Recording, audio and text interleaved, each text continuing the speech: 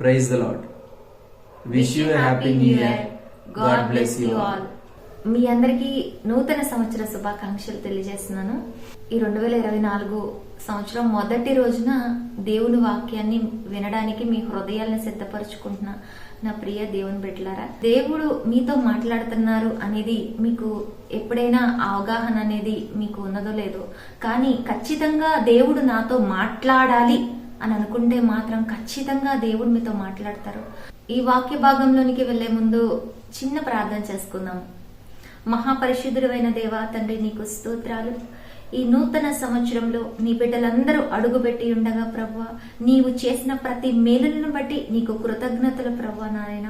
అలాగే ఎవరైతే ప్రభువా నీ సన్నిధిలో ఏ మనవి అయితే ఇంకా పెండింగ్ లో ఉన్నదో 2023లోని ఇంకా జరగాల్సి ఉన్నదో నా తండ్రి, అది జరిగించుటకు నీ కృపను అనుగ్రహించమని, అయా నీ నూతన బలమును నీ బిడ్డలందరికీ అనుగ్రహించి నీ మహిమైశ్వర్యమును అనుగ్రహించమని, నీ సేవకుడి నోటిని ప్రభా నీవే వాడుకొనమని, నీ మహిమ కార్యములు ప్రభా నీ సంఘములో జరుగునట్టుగా నీ కృపా సమృద్ధితో నీ మహదైశ్వర్యముతో మమ్మల్ని నింపి మాకు ఆనందమును సమాధానమును శాంతిని ఇవ్వమని నజరేయుడైన యేసుక్రీస్తు అతి పరిశుద్ధమైన నామములో ప్రార్థించి అడిగి వేడుకొనుచున్న పరమ తండ్రి, ఆమేన్.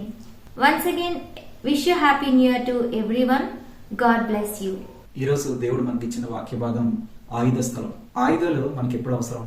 మనకి మనం కాపాడుకోవడానికో, లేకపోతే తోటి వారిని కాపాడడానికో, శత్రువులతో మనం పోట్లాడడానికో, లేకపోతే యుద్ధం చేయడానికో, ఇలా రకరకాల సిచ్యువేషన్లో ఆయుధాలు అనేవి అవసరం అవుతాయి. డిఫెన్స్ మోడ్లో కావచ్చు, లేకపోతే అటాకింగ్ మోడ్లో కావచ్చు, ఏ విషయంలో అయినా సరే ఆయుధాలు అనేవి మనకు అవసరం. పాత నిబంధనలో మనం చూసినట్లయితే శత్రువుల్ని తరమడానికి లేకపోతే యుద్ధం చేయడానికి ఆయుధాలు వాడడం జరుగుతూ ఉండేది. ఆ కాలంలో దేవుడు ఇజ్రాయేలీలకి ఇస్తానన్న స్వాస్థ్యం భౌతికమైనది, అంటే ఫిజికల్ గా ఉంటుందన్నమాట. సో ఈ భౌతికమైన ఈ స్వాస్థ్యాన్ని స్వతంత్రించుకునేటప్పుడు ఎదురుపడిన శత్రువుల్ని, చుట్టుపక్కల ఉన్న దేశాల నుంచి వచ్చే శత్రువుల్ని, వాళ్ళ మీద అటాక్ చేయడానికి వచ్చే శత్రువుల్ని, వీళ్ళందరినీ ఎదుర్కోవడానికి రకరకాలైన ఆయుధాలు ఇజ్రాయేలీల ప్రజలు వాడుతూ ఉండేవారు. అనేకమైన దేశాలు అదే పని చేస్తాయి. ఆయుధాలు వాళ్ళు సంరక్షించుకోవడానికి లేకపోతే వాళ్ళని గెలవడానికో ఆయుధాలు వాడడం అనేది జరుగుతూ ఉంటుంది. దేవుడు ఇజ్రాయెల్కి ఇస్తారన్న స్వాస్థ్యం ఫిజికల్ గా ఉంది. వీళ్ళ చేతుల్లో ఉన్న ఆయుధాలు కూడా ఫిజికల్ గా ఉన్నాయి. They are tangible. వాళ్ళు చేతపట్టి యుద్ధం చేస్తున్నారు కదా, ఆయుధాలని చేతపట్టి యుద్ధం చేస్తున్నారు. అలానే దేవుడు కూడా ఇజ్రాయేలీలతో కలిసి యుద్ధాలు చేయడం జరిగింది. దేవుడు కూడా ఇజ్రాయేలీల కోసం ఆయన ఆయుధాలను ఇవ్వడం జరిగింది. అనేకమైన సార్లు ఆయన ఆయుధాలని ఈ లోకం మీదకి విడిచి యుద్ధం చేయడం జరిగింది.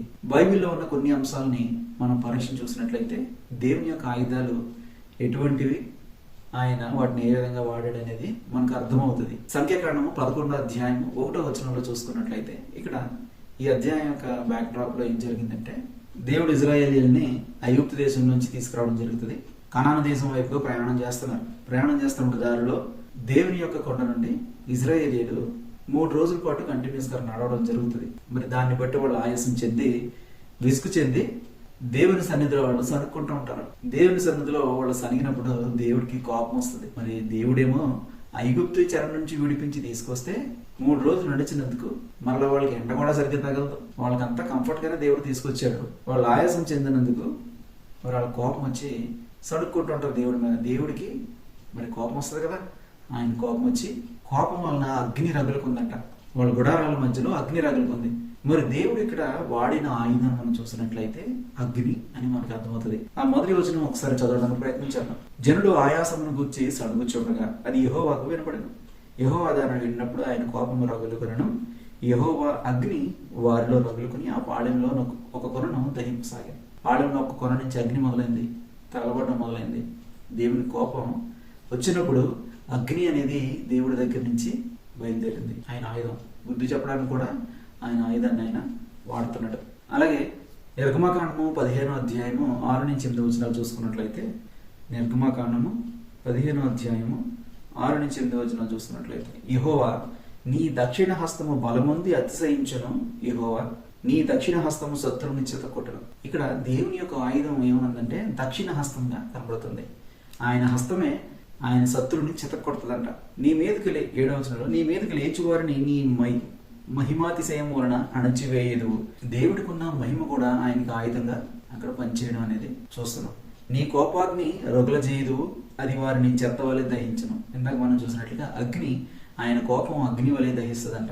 8 నీ నాసికా రంధ్రంలో ఊపిరి వలన నీళ్లు రాశిగా కూర్చబడును, ప్రవాహములు కుప్పగా నిలిచెను, అగాధ జలములు సముద్రం మధ్యకి అంటగట్టను. ఆ ఎర్ర సముద్రం 2 పాయలుగా విడిపోయినప్పుడు దాని గురించిన విషయాలు వీళ్ళు ఒక కీర్తనగా పాడి చెప్తున్నప్పుడు అక్కడ విషయం ఏం జరిగిందంటే, దేవుని యొక్క ఊపిరి, ఆ ఊపిరి నుంచి వచ్చే ఆ గాలికి ఎర్ర సముద్రం అనేది 2 పాయలుగా విడిపోయింది. 2 పాయలుగా విడిపోయి ఆ మధ్యన ఏర్పడిన దారి, సముద్రం లోపల ఉండవలసిన ఆ మట్టి అంతా ఎలా ఉంటది, ఫుల్గా నీళ్లతో ఉంటది కదా. నీళ్లు మనం అక్కడి నుంచి తీసేసినా సరే అది ఇంకా చాలా చెమ్మగా ఉంటది. అలాంటిది ఎండిన నేల మీద వాళ్ళు నడిచిపోయారంట. ఆయన ఊపిరి యొక్క ఆ వేడికి ఆ నేల అంతా ఎండిపోయింది. ఎప్పుడైతే ఐగుప్తు యొక్క సైన్యం ఇజ్రాయేలీలను పట్టుకోవడానికి 2 పాయలుగా విడిపోయిన ఈ ఎర్ర సముద్రం మధ్యలోనికి వాళ్ళు ఎప్పుడైతే వస్తారో అప్పుడు మళ్ళీ ఆ నీటిని దేవుడు ఆయుధంగా వాడి శత్రువులందరినీ కూడా ఆ నీటిలో ముంచి ఆయన నశింపజేస్తాడు. ఎర్ర సముద్రం విషయంలో ఇప్పుడు దేవుడు చేసిన మహా గొప్ప కార్యాలన్నీ చదువుతున్నట్లయితే ఆయన ఉపయోగించిన ఆయుధాలు అనేవి మనకు అర్థమవుతుంటాయి. హబక్కూకు 3వ అధ్యాయము 11వ వచనంలో మనం చూసినట్లయితే, నీ ఈటెలు తళతళలాడగా సంచరించు, నీ బాణముల కాంతికి భయపడి సూర్యచంద్రుడు తమ నివాసములలో ఆగిపోదురు. బహురౌద్రము కలిగి నీవు భూమి మీద సంచరించుచున్నావు, మహోగ్రుడివై జనములను అణగదొరుకుచున్నావు. ఇక్కడ దేవుడి యొక్క ఉగ్రతను మనం చూస్తున్నట్లయితే, దేవుని యొక్క ఆయన విసిరిన ఈటెలు, ఆయన విసిరిన బాణాలు, ఇవి మనకి కనబడుతూ ఉంటాయి. వీటన్నింటిలో కూడా మనం చదువుకున్నట్లయితే, మనం చూసిన ఈ 3 వచనాల్లో దేవుడు రకరకాల ఏరియాస్లో రకరకాలైన ఆయుధాలు వాడడం ద్వారా జనులను కాపాడడం అనేది జరిగింది. దేవుడి దగ్గర ఉన్న ఆయుధాలు ఈ విధంగా ఉన్నాయి. దేవుడు సృష్టికర్త. ఆయన సైగ చేస్తే, ఆయన ఏలబడితే సృష్టి అంతా కదిలొస్తుంది. ఆయన పిలిస్తే ఆయన శత్రువుని ఎదుర్కోవడానికి సృష్టిలో ఏదైనా సరే కదిలి వస్తుంది అన్నమాట. దేవుడు అలాగే ఆయన సృష్టిని ఆయుధాలుగా ఆయన పిలిచాడు. అగ్ని కానీ, వాయువు కానీ, లేకపోతే ఆ నీరు కానీ, నేల కానీ, ప్రతిదీ దేవుని యొక్క మాటకి లోబడి ఆయనతో కలిసి యుద్ధం చేశాయి. మరి పాత నిబంధన కాలంలో మనం చూసినట్లయితే దేవుడు డీల్ చేసేటప్పుడు ఆయన మనం చూపించిన ఆయుధాలు ఈ విధంగా ఉన్నాయి. మరి పాత నిబంధనలో అవసరాన్ని బట్టి ఆయుధాలు ఇవ్వడం అనేది జరుగుతూ ఉండేది.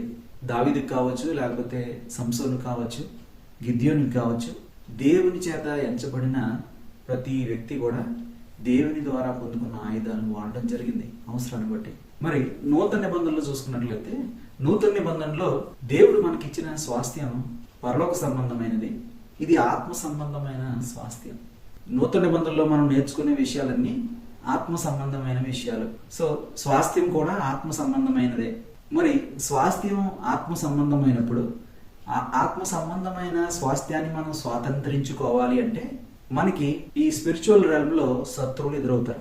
మనకి ఎదురయ్యే శత్రువులు కూడా అదృశ్య లక్షణాలు కలిగిన వారుగా ఉంటారు. మరి ఈ అదృశ్య లక్షణాలు కలిగిన వారిని ఎదిరించడానికి మన దగ్గర ఉన్న భౌతికమైన ఆయుధాలు పనికొస్తాయా అంటే పనికిరావు. అదృశ్య లక్షణాలు కలిగిన ఈ శత్రువుల్ని మనం జయించడానికి మనకి ఆత్మ సంబంధమైన ఆయుధాలు కావాలి. నూతన నిబంధనలో మనం నేర్చుకునే విషయాలు ఆత్మ సంబంధమైనవి. మనకు వచ్చే స్వాస్థ్యం ఆత్మ సంబంధమైనది.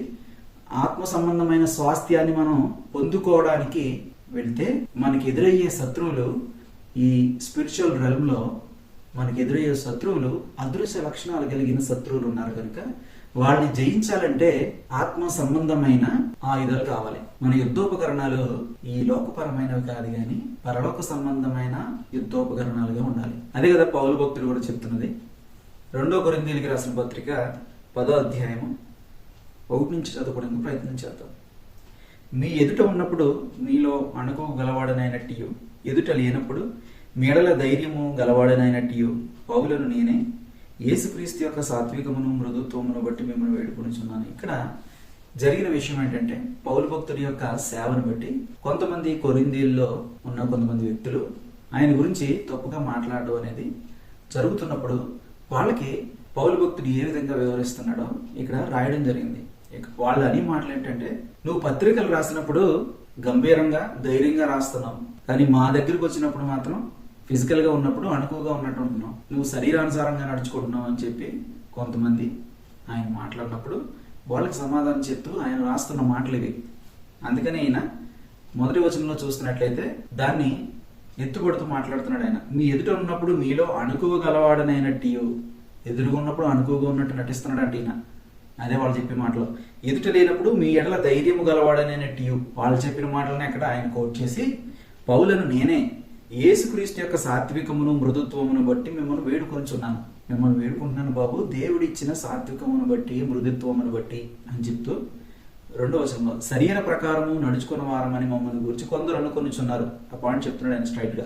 కొందరు అనుకొనిచున్నారు కారా అట్టి వారి ఎడల నేను తెగించి కాఠిన్యము చూపవలనని తలంచుకొనుచున్నాను.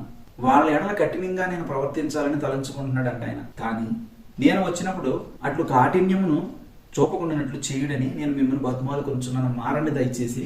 ఒకవేళ నేను మిమ్మల్ని వచ్చి డైరెక్ట్ గా కలిసినప్పుడు ఆ విధంగా నేను మీతో కఠినత్వంగా ప్రవర్తించకుండా మీరు ఇప్పుడే మీ స్వభావాన్ని మార్చుకోండి అనే విషయాన్ని చెప్తున్నాడు. మేము శరీరదారులమై నడుచుకునిచున్నను శరీర ప్రకారం యుద్ధం చేయము. శరీరం కలిగి ఆయన ఉన్నప్పటికీ ఆయన యుద్ధం శరీర ప్రకారం యుద్ధం చేయట్లేదంట ఆయన. మా యుద్ధోపకరణాలు అంటే మా యుద్ధాయుధాలు శరీర సంబంధమైనవి కావు గాని దేవుని ఎదుట దుర్గములను పడద్రోయజారినంత బలము కలవై ఉన్నవి.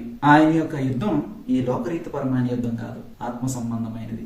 మా యుద్ధోపకరణాలు శరీర సంబంధమైనవి కావు, దేవుని ఎదుట దుర్గములను పడద్రోయజారినంత బలము కలవై ఉన్నాయి.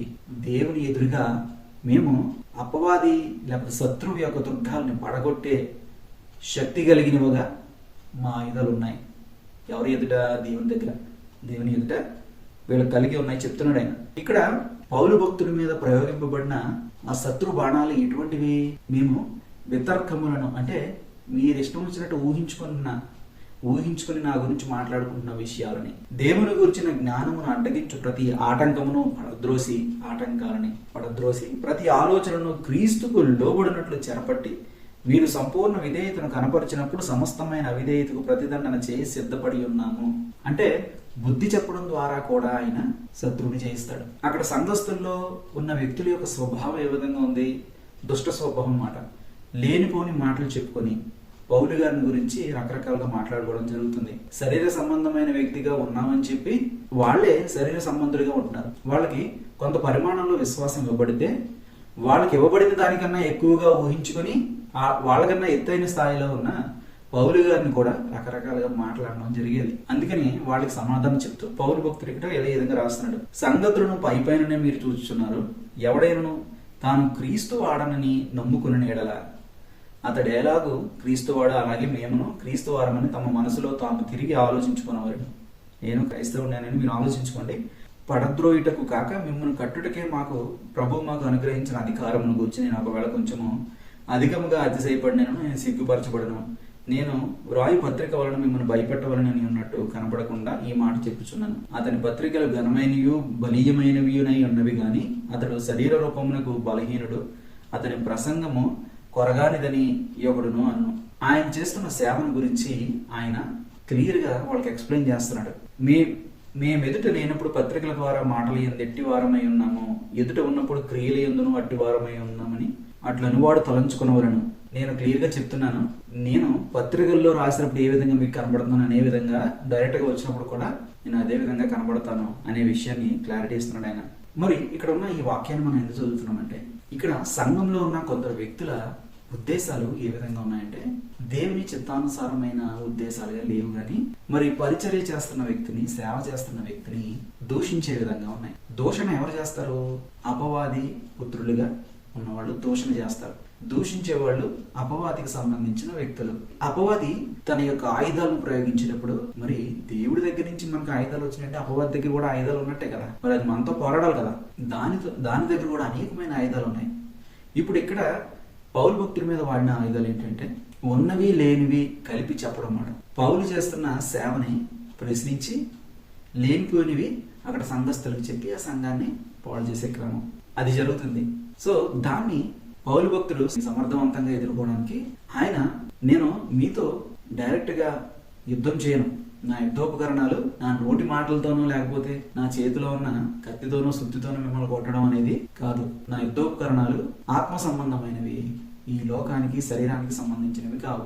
మరి పౌలు భక్తుడు ఇక్కడ వాడిన ఆయుధాలు ఏంటంటే సాత్వికము, మృదుత్వము, దేవుడిచ్చిన ఆయుధాలు వాటిని ఆయన వాడడం జరిగింది.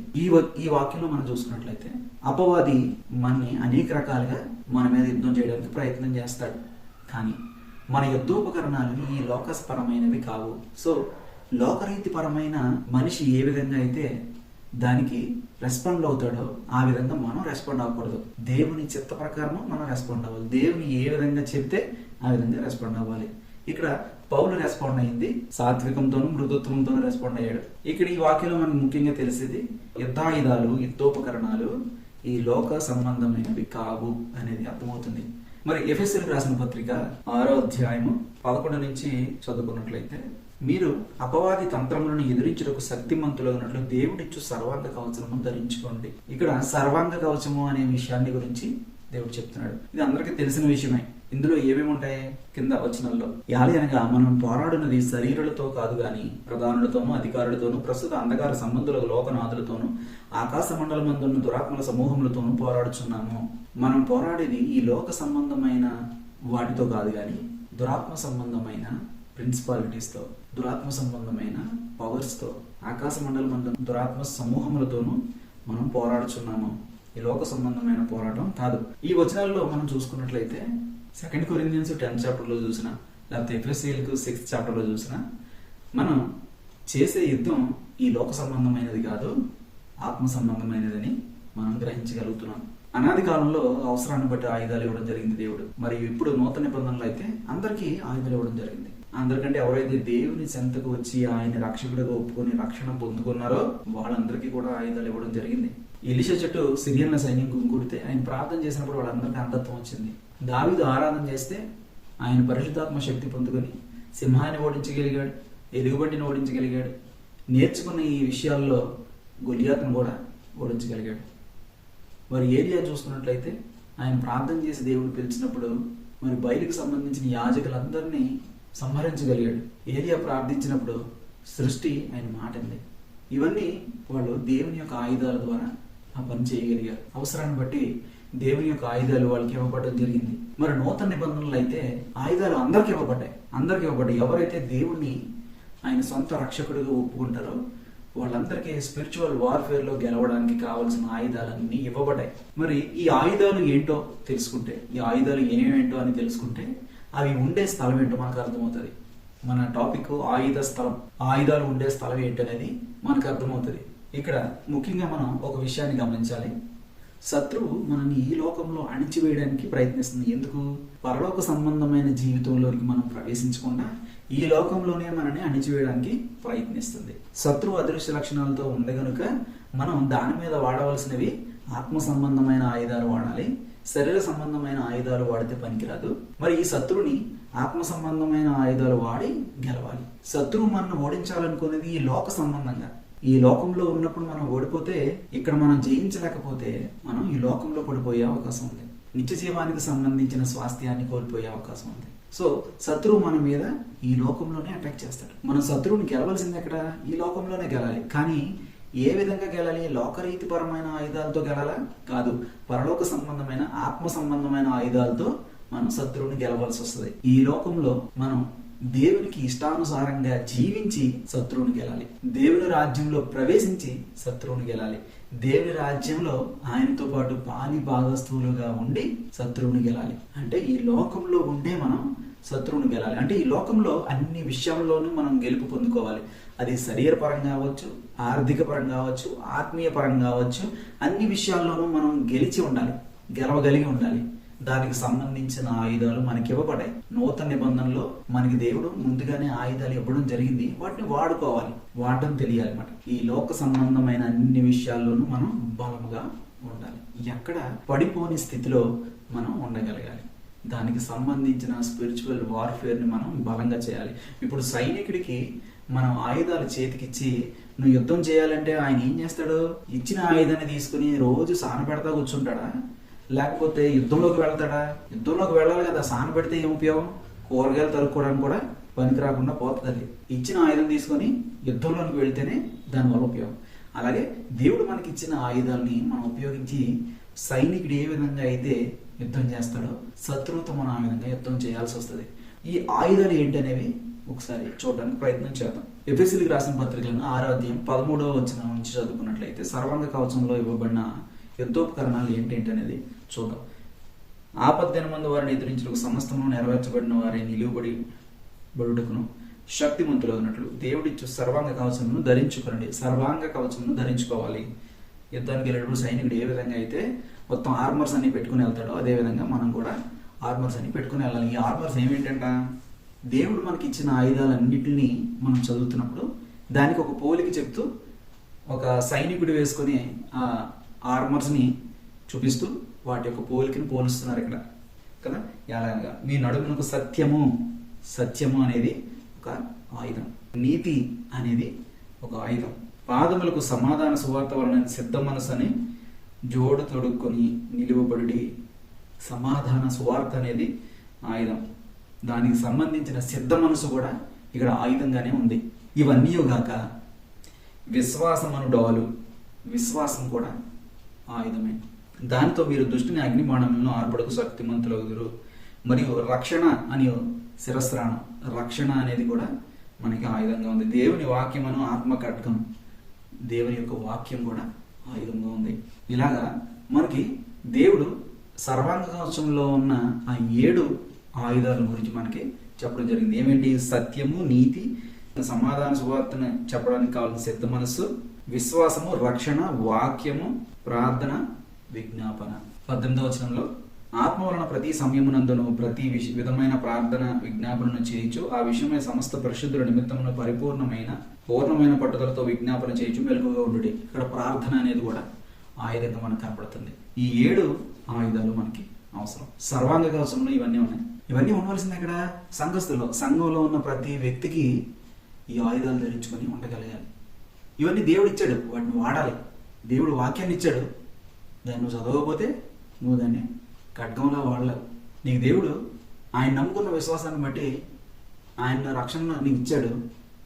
రక్షణ యొక్క ఆనందాన్ని పొందలేకపోతున్నావు, విశ్వాసం యొక్క అడ్వాంటేజ్ని తీసుకోలేకపోతున్నావు. ప్రార్థన చేస్తున్నావు కానీ దానికి సంబంధించిన జీవితం నీ దగ్గర లేదు. ప్రార్థన వల్ల వచ్చే ఆ యొక్క విడుదల నువ్వు పొందుకోలేకపోతున్నావు. మనకు దేవుడు ఆయుధాలను ఇచ్చాడు కానీ వాటిని వాడడం తెలియదు. ఇంకా లూకా సువార్త 11వ అధ్యాయం 20వ వచనం నుంచి చదువుకున్నట్లయితే, అయితే నేను దేవుని వ్రేలితో దెయ్యములను వెళ్ళగొట్టుచున్నాడు, నిశ్చయముగా దేవుని రాజ్యం మీ వద్దకు వచ్చి ఉన్నది. బలవంతుడు ఆయుధములు ధరించుకొని తన ఆవరణము కాల్చుకున్నట్లు అతని సొత్తు భద్రంగా ఉండను. అయితే అతని కంటే బలవంతుడైన ఒకడు అతని పైబడి జయించినప్పుడు అతను నమ్ముకొని ఆయుధములన్నింటినీ లాక్కొని అతని ఆస్తిని పంచిపెట్టును. నా పక్షమున ఉండనివాడు నాకు విరోధి, నాతో సమకూర్చనివాడు చెదరగొట్టబడను. ఇక్కడ మనం గ్రహించవలసిన విషయం ఏంటంటే, నువ్వు బలవంతుడు అయితే నువ్వు ఆయుధాలు ధరించుకొని నీ చుట్టూ ఉన్న నీ ఆవరణాన్ని కాపాడుకోవాలి. నీ కుటుంబానికి నువ్వు రక్షణగా ఉన్నావు అనుకో, నీ కుటుంబాన్ని కాపాడుకోవాల్సిన బాధ్యత నీకు. నీ కుటుంబానికి సంబంధించిన బాధ్యత నీకు దేవుడు అప్పగిస్తే ఆ కుటుంబం తప్పిపోకుండా వాళ్ళ గురించిన విషయాల్లో నువ్వు ఆయుధాలు వాడుకుంటూ వాళ్ళని కాపాడుకోవాల్సిన బాధ్యత నీది. వాళ్ళని తప్పిపోతుంటే దానికి బాధ్యత లెక్క చెప్పవలసింది నువ్వే. కాబట్టి నువ్వు బలంగా ఉండాలి, నీ ఆయుధాలు వాడటం నీకు బాగా తెలియాలి. అప్పుడు నీ యొక్క ఆవరణాన్ని అంతటి నువ్వు కాపాడుకోగలుగుతావు. ఒకవేళ నీకంటే శక్తిమంతుడు ఎవడన్నా వచ్చాడు అనుకో, వాడు నీకు ఇవ్వబడిందంతా తీసుకెళ్ళి పంచిపెట్టేస్తాడు. నువ్వు శక్తిమంతుడు వచ్చి నీతో యుద్ధం చేసినా సరే నువ్వు వాడితో కూడా గెలవగలిగేలా నీవు నీ ఆయుధాలని వాడగలగాలి.